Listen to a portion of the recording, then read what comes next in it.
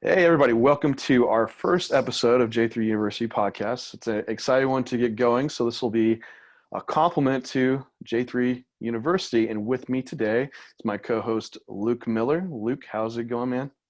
Pretty good, man. Excited to get this going. Yeah, we've talked about J3 University for a long time. It's been in my mind for the past 2 years and finally about to happen. When you listen to this, it might have already happened. So J3 University for me it's a culmination of my experiences of what I've gone through trying to become the best bodybuilder that I can. And it was always a frustration coming up when I first started that you try to learn everything you can, and there wasn't a great source of information to do so. So I would look all over the place. I would study in school and pursued exercise science and nutrition, and that had some carryover to what I was doing, but it definitely wasn't, applicable. And so then I would look out in the field, like who's talking about training, and you get varied opinions. You get the gurus and the guys that make a great case and can show you how to bodybuilding, but it was kind of segmented still. So you could go to this guy and learn about training, but maybe it wouldn't cover some of the nutrition aspects. And then you're like getting your science background from school and you're like, well, some of this doesn't make sense. And it's not all linking together just congruently. So finally, now we're in this information age where it's like there's a ton of information available now, and you have some really good guys putting out some combination of experience and education literature put together. And so this site is basically, when I started bodybuilding, I needed a place to go, an education platform to show me how to work through bodybuilding successfully, and putting together the science backing, but not let that weigh me down and limit me from also the experience out in the field that I was gathering.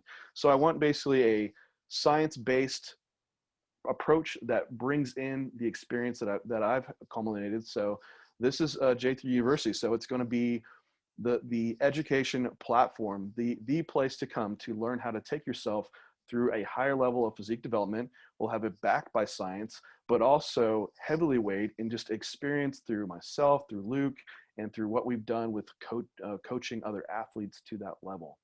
And so that's where this finally came to be. And it doesn't just have to be for bodybuilding, because that's me.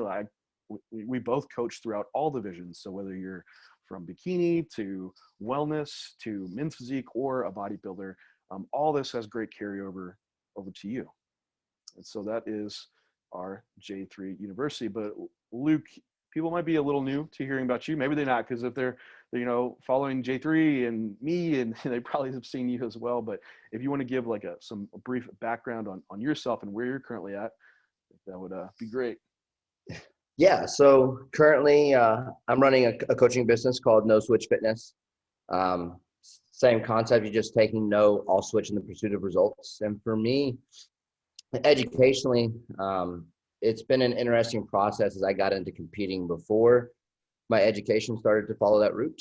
I ended up getting a master's in exercise science from USF, and I had already been competing for about 6 years then. And it was interesting to see, kind of like John was saying, the divergence between the academic world, academia, and what's actually applied within bodybuilding and physique sports, and how there's not a lot of carryover, or there is some carryover, but not as much as you would expect from academia into what is applied. And so that kind of set me out on that journey of finding that middle gap and bridging that gap between, which information is actually the most applicable for individuals. And I think that is exactly where we're going to be able to provide the most value, is what can we take from each sector and then apply it? Because I think I've been competing now almost 8-9 years, and not as long as John, right? But still a lot of experience coaching athletes and what's been done in the trenches, but still at the same time spend time doing research in grad school. So that's kind of me in a nutshell. And I'm a competitive bodybuilder as well. So Dude, actually, you've been competing about as long as I have, because I got in, I was old man in the sport. No, not old, but what was I, right at 25 when I decided to turn to bodybuilding from powerlifting. But it's there because I think it's cool because you did your first show natural, right? I did my first 4 shows natural. 4 shows. I think that's super insightful because you don't have any of the anabolics and gear to weigh on. So you truly have to know how to do nutrition and training. And I think that's where we see a lot of these dogmatic approaches pop up in bodybuilding too. Not to get on a long tangent here, but drugs can mask a lot of things: poor diet, poor training, poor effort. So yeah, it'd be cool to once we start getting going here and digging into that insight and background. So, but within with the podcast, that's what we're going to bring on. So we're going to have some rotations where we just do Q&As from people within our following, week to week, answer your questions. But then also we want to bring on guests. So I know with J3 University, it's be heavily weighted on just me talking. So I think it's important to venture out and all these other people that are putting out quality information that are bridging that gap. We're going to bring them to you and have interviews and address areas that we see need to be addressed, and to try to bring together that education and tie it all in. So you have an approach to use that is the balance. And I think that's the key, is striking the balance between experience and also science. It's really easy to get like a rabbit hole in each one.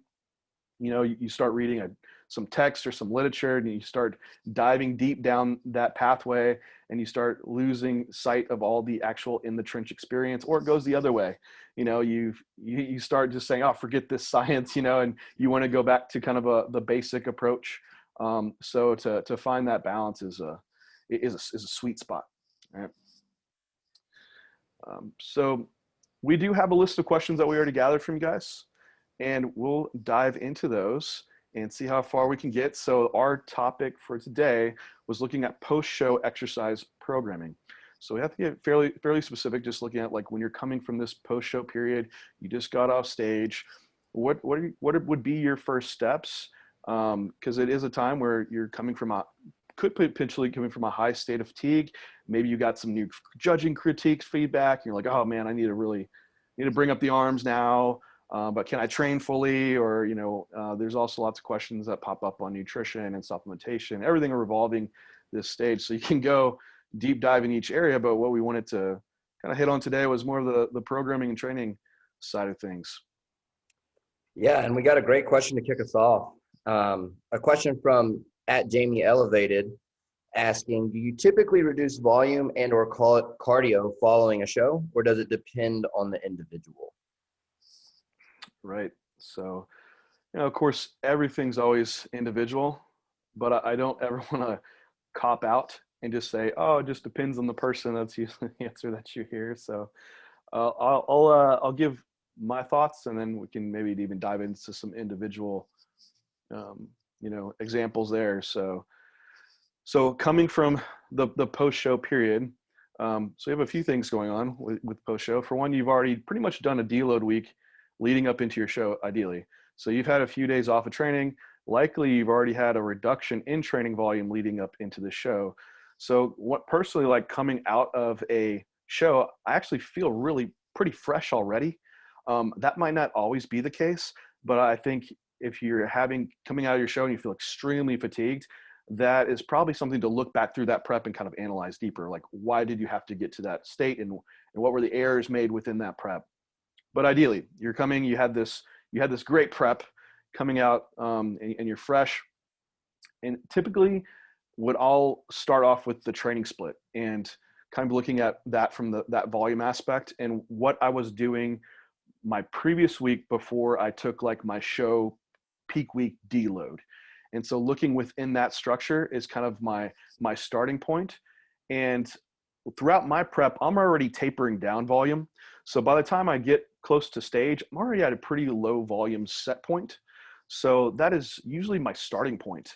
And I've already reduced, we'll talk about, I know we have some questions on set extenders and stuff like that. And so usually I'm already just doing straight sets. And so that'll kind of be my start into my week. So volume will be very representative of what I did right before peak week. And then the other aspect of the cardio piece, so that's getting a little bit into our energy expenditure side, right? And you're having to balance how much calories should you add in and how much exercise expenditure should you adjust for. And so looking at that, you have to kind of determine an estimate of what your maintenance calorie might be. And I went, it's where it does weigh into the individual is, was that person doing an insane amount of cardio, or were they on like an extremely low amount of food, or was it a mix of both? And that drives some of the decision of where I want to be changing that energy balance. So say I had someone that had a reasonable amount of food, but they were doing that lot of cardio. Yeah, we're going to probably do a 50% reduction in cardio. Now, on the other side, if you had someone that was very, very low in food, and maybe they weren't doing as much cardio, maybe they're just driving up a lot of steps. Well, you can probably keep the steps going because those are very low taxing, and increase food from there. So that might be your change that you make. I always keep a baseline of cardio in though, and it never would go below what like standard off-season levels that I kind of set in place. But in general, I would say for most, it's probably a 50-60%, 40% reduction from what you were doing in contest prep. Yeah, I'd have to 100% agree there. I think a good point to pull out of that is the concept of a base volume. So that volume that you're training at like 2 weeks, 3 weeks out as the starting point of the volume, and taking that first week to really reset form. And that's typically the first thing I'm looking at, right? Because it's very easy, especially within our culture that we've kind of developed, to be very, very logbook focused coming out of the gate, wanting to beat these numbers that we've been hitting, 3-4 weeks out from the show, when everything's going full bore and we're moving things pretty well right before that stage point. And coming out of a show, a lot of times those strength levels won't fully be there. And if we have a weak body part to address, most of the time that's a form reset that needs to happen. We need to be looking at how we're executing our patterns. So week one is typically, for me, a base volume within possibly a 1 to 2 RIR, with execution being the primary focus. And then we're week 2 pulling that RIR in order to be able to start setting logbook numbers and training and things along those latures. As far as the cardio, I would have to 100% agree about the 40 to 50% cardio drop. Again, depending on what had to be pushed the most for the individual. I will admit that when it comes to the nutrition side, I have a tendency, just as a trend line, if you want to look at it and experience with post-show, to be a little bit more aggressive on the nutrition side as far as getting someone out of that state.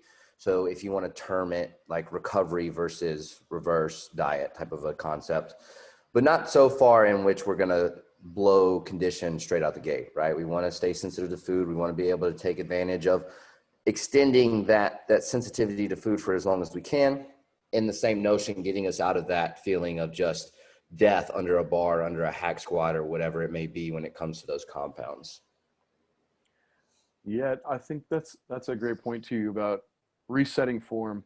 So I know at the end of prep, you're like, and it's so like, if you've come from a background of like high effort training, the logbook and chasing those strength gains are so tempting. And towards the prep, you're trying to hang on to it, and form might be slipping. And it's just, you don't want it to. You're going to talk about it like, that's not what to do, but it kind of happens.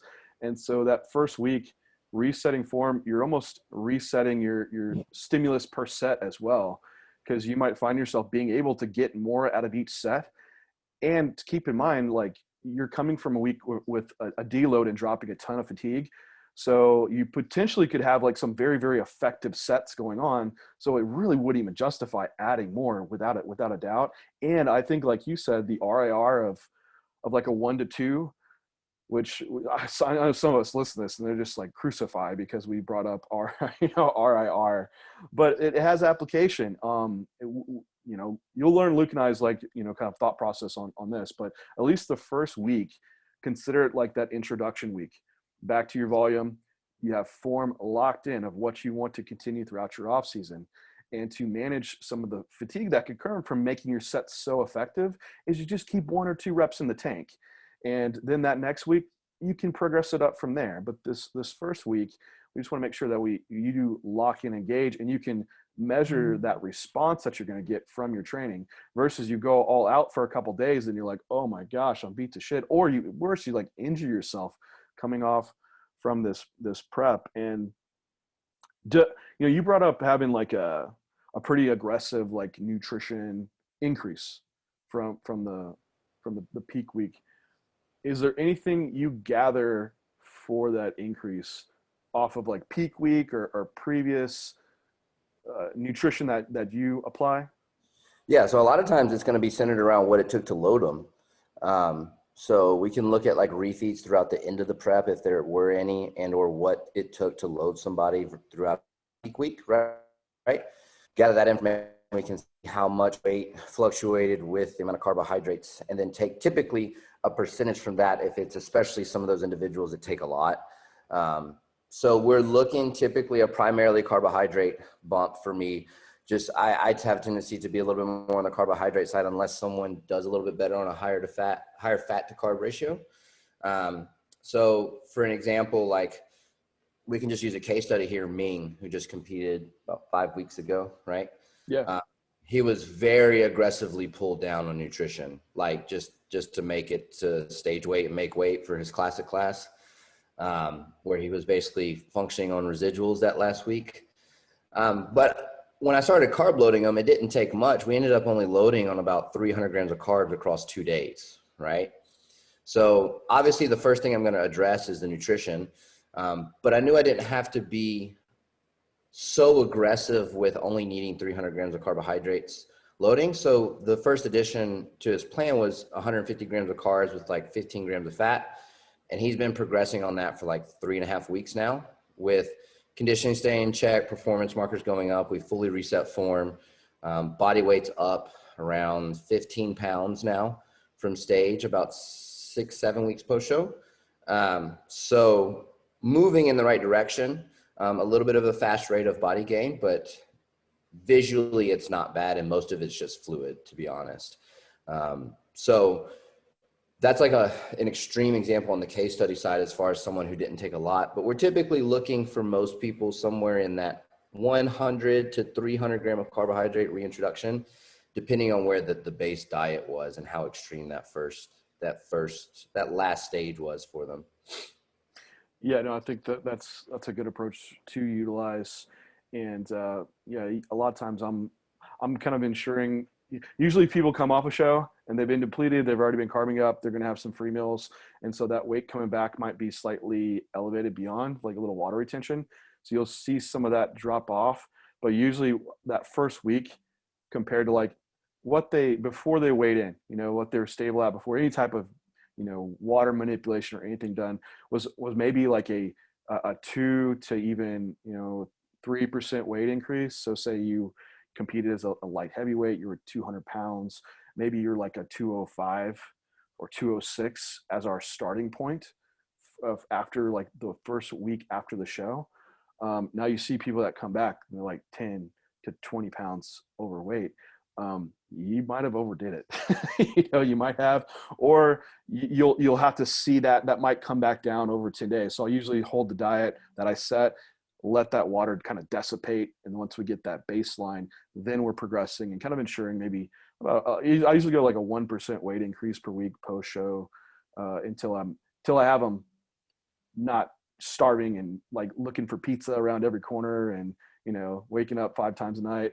So It's a good point, like how far they take that post-show feedings, right? yeah, Also suggest this, like someone goes berserks for a day and a half, like we're not going to be adding a lot of food back in. We got to reset and get back to where we were, right? Or even like a berserks for like 2 days where we're up 9 pounds. It's like, okay, let's introduce cardio back in. Let's kind of not be as aggressive yeah. on the food addition. Let's reset our stable point and then go from there. But if it's someone who, and this is just me, like I'm pretty quick back to it. I just don't like to get out of routine. You can be pretty aggressive with someone like that. Yeah. Well, and there's a second part to that question too. Yeah. Uh, So JPerch23 asked, when we're progressing over time, do we rely mainly on pushing strength up, or do we do moderate weight with higher volume? And is exercise selection different than normal? okay. So I wasn't too clear on that one. Focusing rely more on pushing strength. Oh, okay. Or moderate.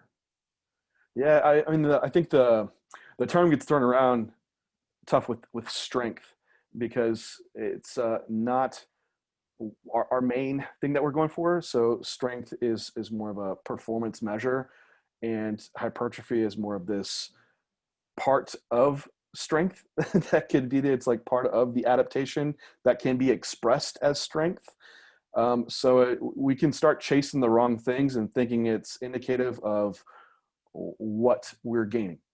And so strength can also be very like neurological. It could be that you're starting to change your form. So to put this into a context is like, we want the logbook to be increasing, but we never want to be altering our form or intention and movement just to move more weight, because that isn't necessarily going to be producing more hypertrophy stimulus. So that's why your first week, that's why we're setting our form in place, and we want to hold that as constant as possible.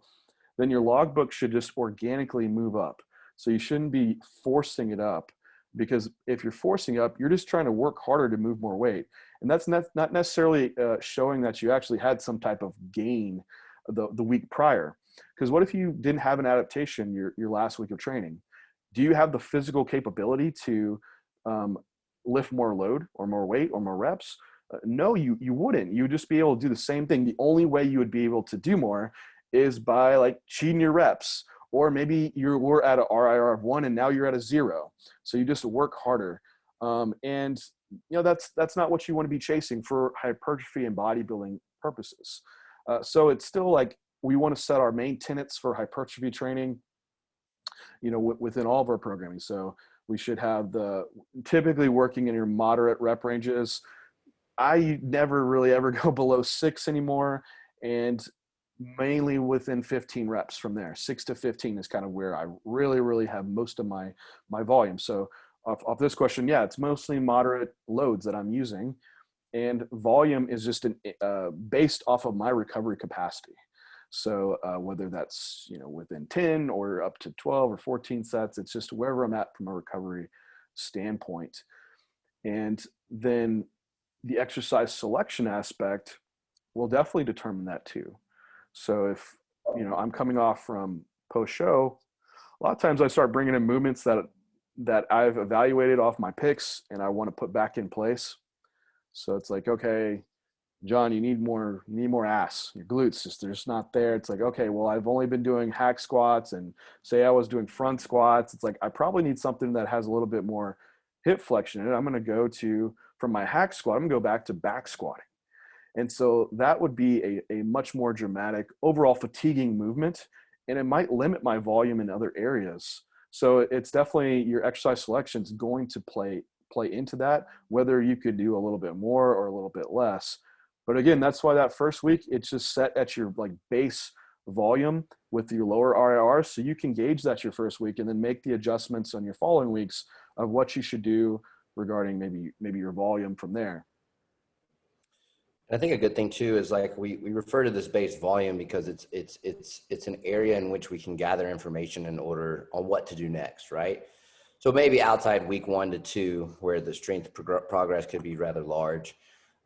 If we continue to see some very, very large increase in progressions, we probably have information that we can add a little bit of volume into that plan, because your recovery capacity is very well exceeding, what is needed to recover from the volume you're training at. And so we can look to then bump volume up until we get more normal progressions, right? Outside of possibly learning a new movement pattern.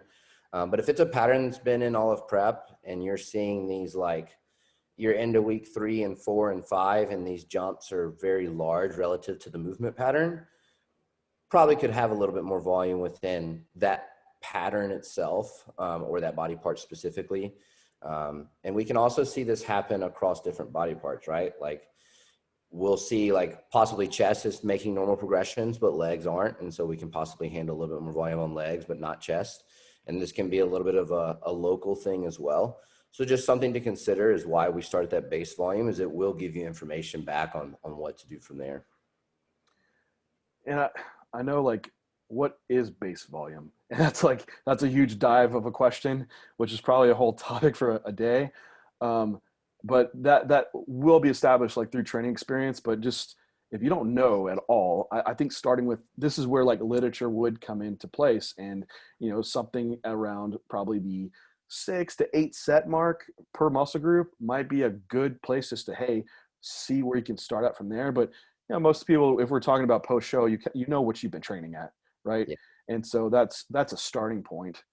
And then from there, what is an addition? Like if you find, like Luke's talking about, a muscle group where you're like, man, recovery is awesome. You're seeing some progression. Like, could I do more? And that's a very valid question. And how much more should I do? And I think it's reasonable to start with a 1 set addition for that one muscle group. So I've had some people that are post show that start feeling badass. The food's up, super pumped. Recovery feels great, sleeps back to normal. And they're like, hey, I'm thinking about adding a set to all my muscle groups. Like, holy shit. Okay. So if you're doing like, maybe for every muscle group, that might be like, I don't know, 80 sets or so, that you're doing total for your whole body. And then you add a set for everything. Like you could be tremendously increasing volume. So like about a 10 to 20% volume increase for maybe 1 or 2 muscle groups would be a good place to where you don't just jump into this huge recovery debt. I think a lot of the guys that we're talking to, or even girls, you've been competing, you've had some experience. So, it starts to become unlikely that you can just continue to overall grow everything. You might start having to pick and choose. Like for myself, I can't just bring up everything. For one, I'm within a weight restriction class, so I have to put focus into like weak body parts. So for me, it just might be like, hey, this mesocycle, this block of training will just be shoulders and traps. So for like when I came off this past Olympia prep, I had my base volume set. That following week, I'm like, well, delts feel really good. I added delts onto one of my other training days for 2 sets, which was, a reasonable increase. And then the following week, it's like, okay, well, trap volume's really good. I add a set to traps. And I'm kind of holding there and just letting the progressions happen, because I feel like that was a good spot to be at. So just be conservative with your set increases and volume increases, because it's very quick. Post show, you feel badass and you're rapidly increasing strength and reps, and you're adding more sets, and all of a sudden that's when the injury happens. You run into overuse. You're like, what happened? I was feeling great. The next week I fell apart. It's like, yeah, you started like you're doing more than what you can recover from. Yeah, and I think that that's very valuable too, in the sense that we do have to understand that this is an ebb and flow type of thing, depending on a lot of factors like training age, ability to get as much out of a set, even life factors, right? So, we can't always look to like the training volume we trained at, 2 years ago relative, or last year even, to where we are now, and be able to set these parameters for base volume. And it needs to be a little bit more localized to the time frame in which we're in, and the life settings which we're in as well.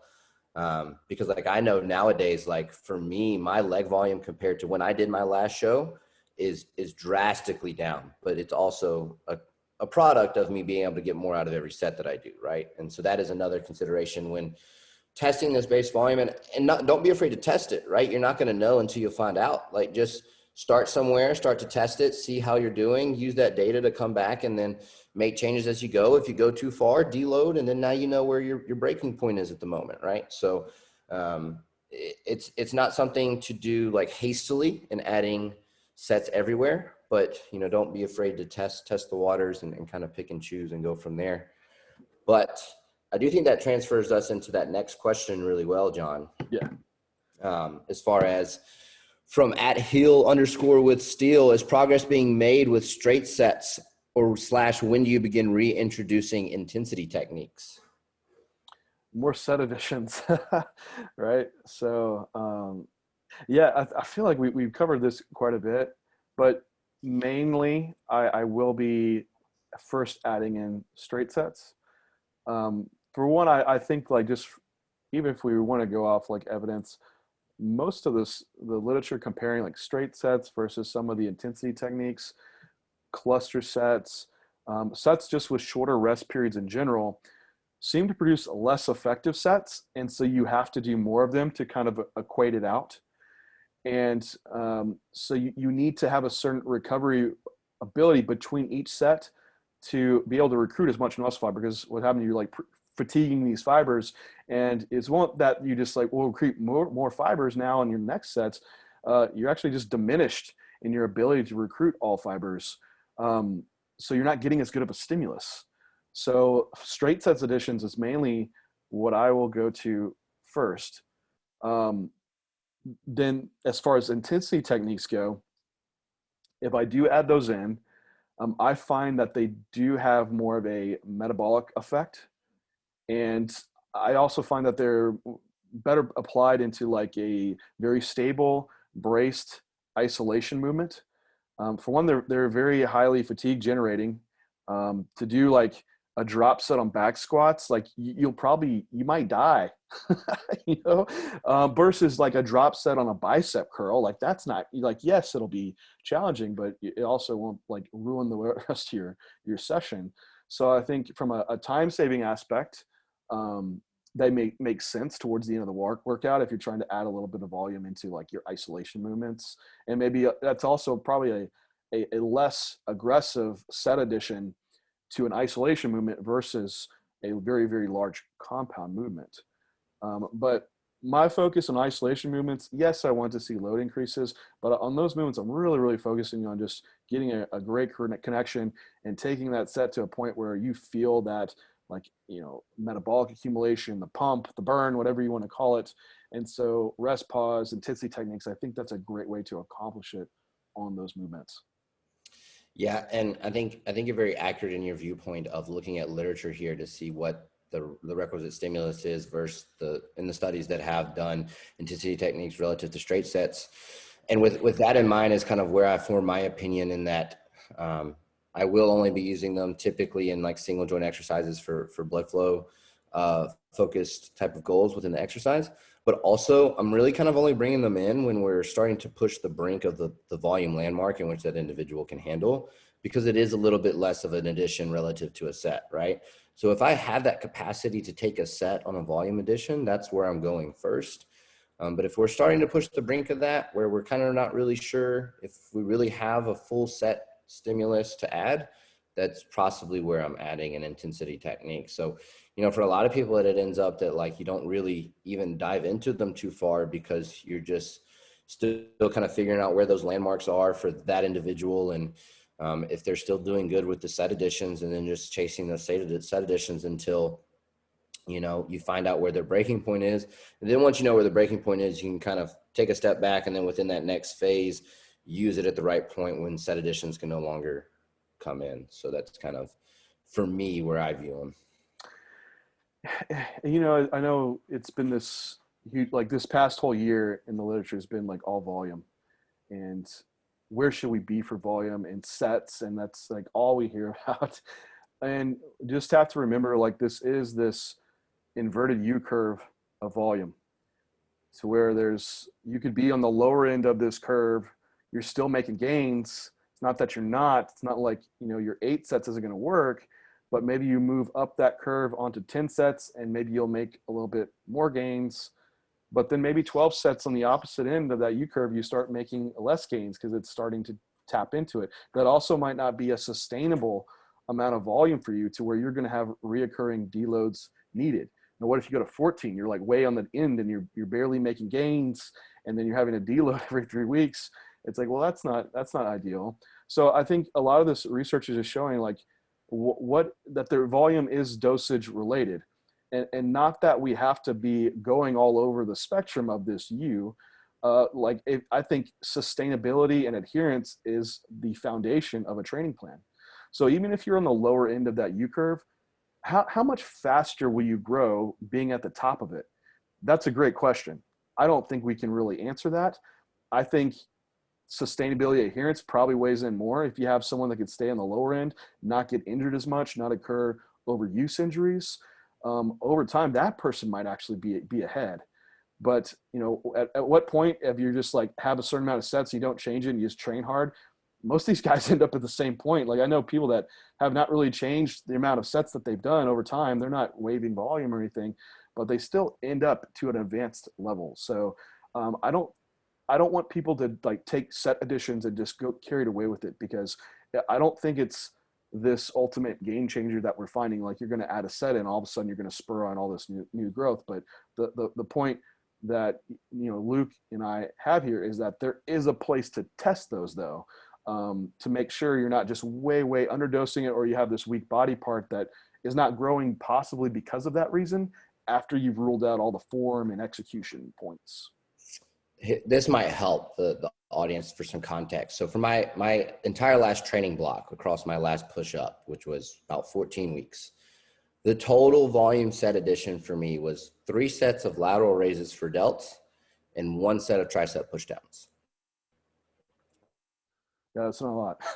Everything else I had nailed is yeah, where I had maximally adapted for training, right? Like chest training was barely recovering by the next session, but I was still taking performance progress on every session. Same with back. Legs was a little tweaky because I had that injury. So it was more me just not messing with the volume until I knew I was back at full capacity more than anything. And then, I felt like shoulders and arms, which is a weak point for me, which is where I'm going to prioritize volume additions, is probably going to be that. So like, that's also, I had very accurate information from training blocks before about where I was going to be pretty close to maximally adapting at, right? So it might take a little bit more of a set addition for you, but it's not going to be a ton across a training block.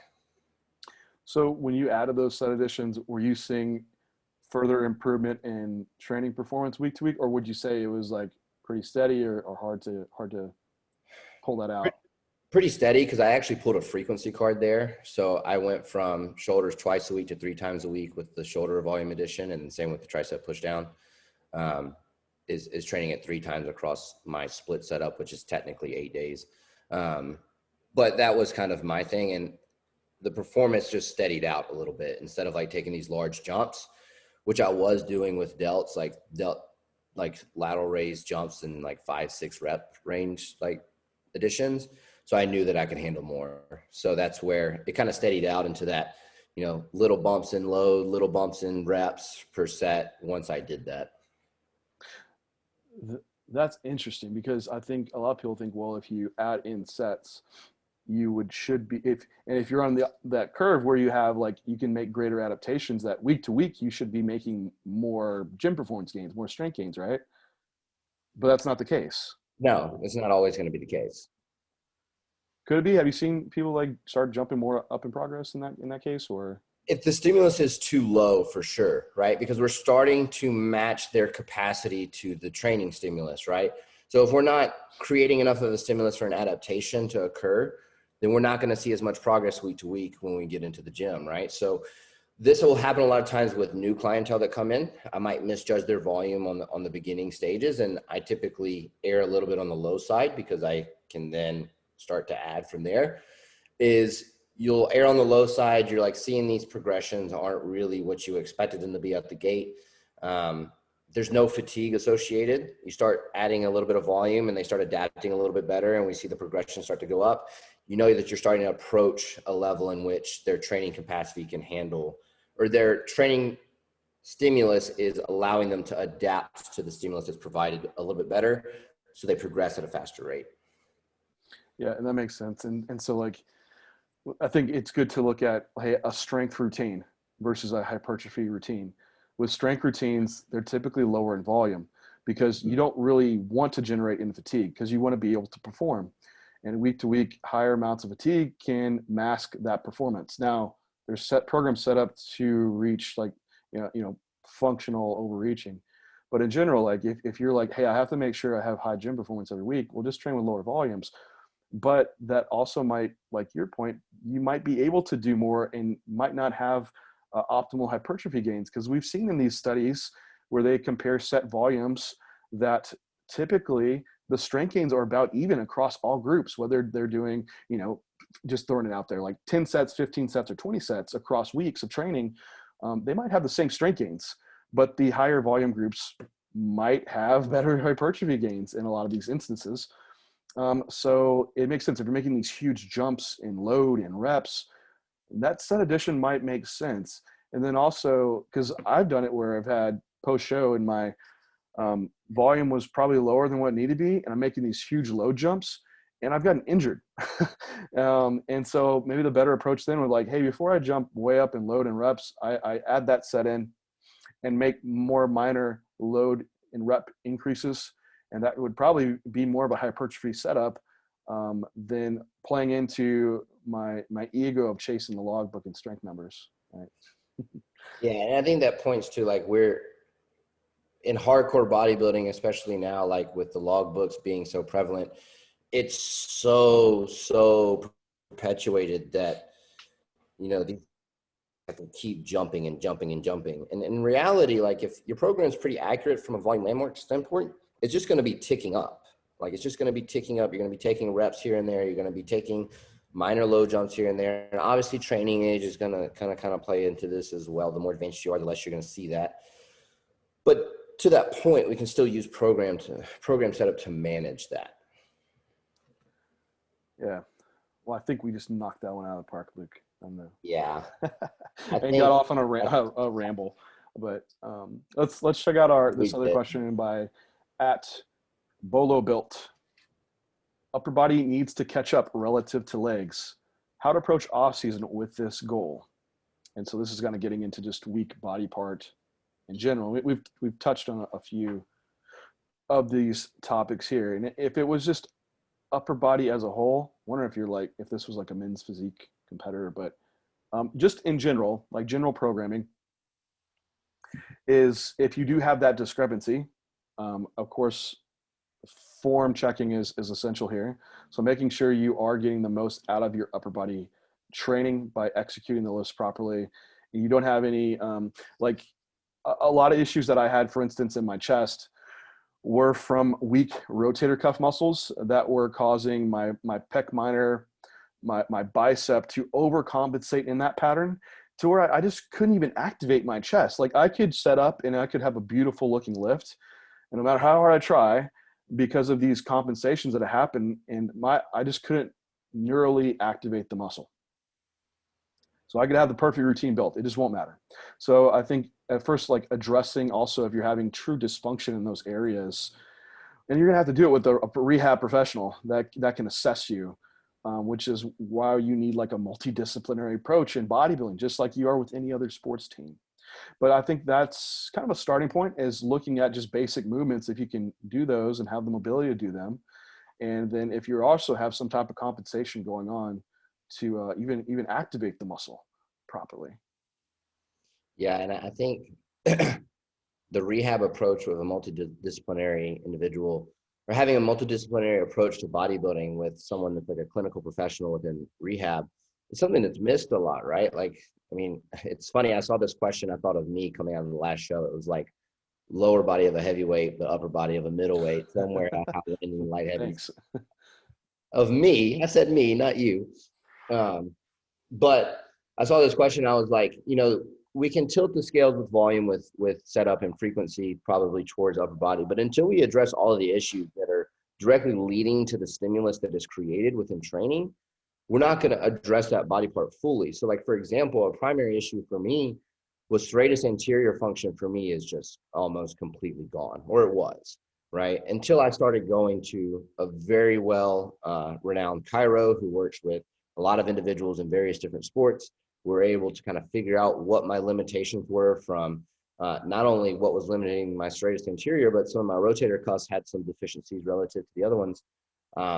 Has allowed me to improve performance across, you know, pretty much all of my upper body musculature. That serratus anterior is so responsible for scapular motion around the rib cage. Like scapular motion and ability to use it in stability is going to affect pretty much every upper body part when it comes to training, right? So not that serratus anterior is necessarily your issue, but using or going to someone to figure out what your issue is will help you make that training much more effective, where maybe the volume additions aren't what's needed. It's just the effectiveness of your training. Yeah, I know for a lot of people, like, hey, I don't have the money to go to have all these different coaches and stuff on hand. Like, yeah, I think there's also some great education resources out there. And, you know, that is not my specialty.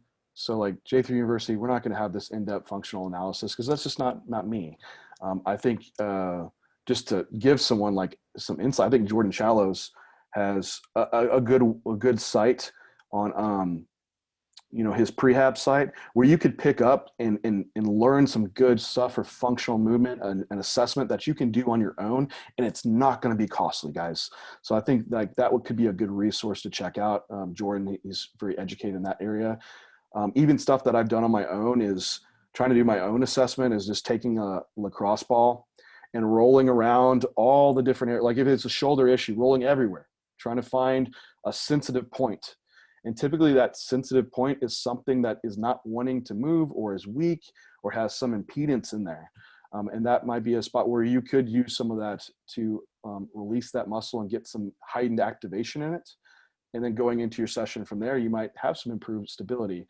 But then also that might be an indicator of like a weakness within a muscle. So typically, like when I've gone through the rehab process for my shoulder, usually when like, he finds something that hurts to push on, it's also something that it just happens to be like a really weak muscle too. So it gives me some insight of like, hey, this is something I probably need to find a movement where I can train it, and not a movement where I'm like trying to load the hell out of it and progress in the logbook, a movement that challenged it specifically in a very functional manner. So for me, like it was my rotator cuff, infraspinatus, supraspinatus. So it was like, doing some kettlebell holds out in front of me, laying on my back, and then protracting, retracting the scapula, then going through some band external rotations. And so I do that before all of my push upper body days. But not to tangent off in this rehab aspect, like if you're past that step, and now it's time to like really address like, and you've also addressed like, okay, I can activate these muscles. I've done my prehab work. Like, what's your step from there? And I think just to ensure going into that session, like after you've done like your mobility, your prehab stuff, get into some type of activation of the direct muscle you want to train. So for instance, if you're doing like lats, and that's your focus, you're like, my lats haven't been growing. It's like getting it to where you can get that muscle short and get it activated and good blood in that area, so you can build that mind muscle connection. And first I ever saw was like John Meadows doing these with the bands, was just putting a band out in front of you, wrapping it around the wrist, and then doing almost like a row and trying to drive that elbow back behind the back and feel that lat squeeze like it's going to cramp. And then holding it for 5 to 10 seconds, releasing, and then doing like 10 reps like that until you feel like, oh man, I have this like lat pump, I can feel it. Then going to your movements from there. So I think like activation is kind of like a starting point after the prehab too. Yeah, you've probably seen some of the way that I address this. I really like isometrics with shortened range of motion within this activation setup. So like for a lat, for example, like grabbing a cable with a long rope and getting into that pullover position, like we're doing a cable pullover with the cable height set where it's fully in the shortened position, and really only moving like 3 inches for that range of motion in that shortened position, so that we're spending a lot of time in that shortened lat after we've held an isometric for a period of time, which is going to allow us to hold a contraction and elevate central nervous system activity within that area, and make it specific to your training session, right? Like if you start with a lat movement, do a lat one. If you start with an upper back movement, let's do an upper back one, right? If we're starting with chest pattern on a push day, let's do a chest pattern one first, right? Making it specific rather than just going through the motions. Yeah. So now that we've probably not just answered what you wanted to hear, like, dude, what do I just, well, how do I train? Just tell me how I train. So I think from that goes back to like a lot of the conversations we were having earlier about looking at your total volume for the week and what your recovery capacity is. I think for a lot of people, it's likely, if you truly are accurately assessing if you need to bring up that body part, but say you really are behind, then it would be allocating volume to that body part so you can put all recovery resources there, because you need more stimulus to that area basically. We've addressed how to get a lot of that stimulus through like making sure you're activating it right and et cetera, but you just might actually need more work done in that area, and you might have to scale back work in another area. So say you had a push-pull leg split. You did push, pull, off day, legs off or something like that. Rather than continuing to rotate through that split, I think it's an easy way to just look at splits and allocate volume. But you could do a push, pull, off, legs off, push, pull, off, then rotate back in to push, pull. So you at your leg training is like far spread out, and maybe that drops legs down to like a more of a maintenance level of stimulus, and then you have that frequency increase for upper body. Now that's one aspect. There's other ways that you could increase training volume outside of just changing your frequency and your amount of rest days too. Yeah. Oh, my bad. No, and you already brought one up, right? With what you've done with your training, your split didn't change. Yeah, I added a frequency. I think frequency is a volume card that's not played enough, honestly. I think that if we're looking to take, better quality sets to a body part, right? And we have a frequency card to play, rather than tack it on at the end of a push day where we've already done 7 sets of delts before we do this extra set. Like, we can take it at a high quality on a day it's not going to affect the performance elsewhere. So like a common one is like I was doing lateral raises with my arm day, right? My arms suck, so it has its own day. And so I tacked it on to the beginning. It didn't take anything away from my arm training. But you can do that for legs too. Like tack it on. Like I know you've done bicep work prior to leg day before and stuff. And that frequency card's often missed. Now this may be an accurate question for someone, and you kind of address it straight out the gate. Would you tilt the scales to set up that person straight post contest to a little bit more of that focus for whatever the body part may be? I think it depends off the stage and what they really need to accomplish throughout that off season period. Because if you're someone that's higher end, that doesn't need much more development at all total in that area, then you probably could have more of that extreme tip of the scale. From like myself, for example, like my legs are always a strong point, like they're where they need to be within the division. But I still have these lacking parts, usually, chest, delt, trap area. And so for me, I don't need this balanced growth approach. I need a very, very focused approach. And so training legs once a week, or what I've actually is actually just training them very, very low volume, but with the same frequency. But now the other opposite end, if you have someone that still needs to grow their legs, you don't want to tip that scale too much. So that might be running the same split, but just pulling 2 sets off the leg day and adding a little bit onto the upper body day. So the frequency won't change, but you'll still have an increase in stimulus per session, but that leg session won't dip you down into a recovery hole too much. What I have experienced, and something to note, is just you're also connective tissue recoverability. Because I've done my last 2019 post show, I did the 1 leg day a week, and I was having 2 push-pull days a week, which the stimulus was great, the frequency was great, but to come back in that frequent, my connective tissue couldn't recover fast enough. So I could handle muscular-wise the recovery, but as like the down up in the attachment points and overuse injuries, it wasn't happening. So I couldn't go to that frequency to increase volume because of that aspect. So I need to keep that same frequency. And what's worked better currently what I'm doing now is keep the split the same, but just move the sets around a little bit. There's certain muscle groups that are okay though, that won't recover. Like me having 2 push days, the pecs just won't recover at that frequency. Side delts, I can do them every other day, and that works well. So I think that also comes into the individual aspect of each muscle frequency. So there's some weaknesses in just trying to do more frequent of your total split, but it does get muscle group dependent too. Yeah, you kind of nailed what I was trying to pull out of you there. I think a lot of people go into these specialized body part splits too fast when they still need to grow as a bodybuilder, right? Like that was me. Like, yeah, my upper body was a little lacking relative to my legs, but my legs needed to get bigger still. Didn't overly change my split setup until like 3 months ago, right? And that was April of 2019.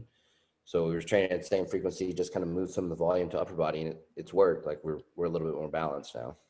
Yeah, if you're talking like, hey, I want to put 10 pounds of stage weight on the year or something like that, you're probably going to have to just hit your big areas first. And that's going to be, what do you need? when you come off stage? What's going to be the biggest impact to get you to the highest level as fast as possible?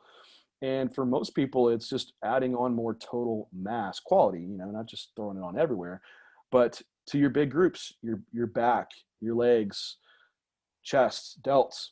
Usually it's arms that I always have people say, like, I want an arm day, my arms are weak. It's like, well, if you put all this work into arm training and it takes away from your other training days, like, are you going to be able to move up a weight class? You're going to limit yourself. And so it's probably best to just put all that allocation to your major muscle groups, put a little bit of emphasis where you need it. But then once you get to that advanced level, well, then drill the weak body parts, and you can set those other ones to a maintenance. Well, John, I think we kind of nailed this post-show training concept. Add to kind of us up.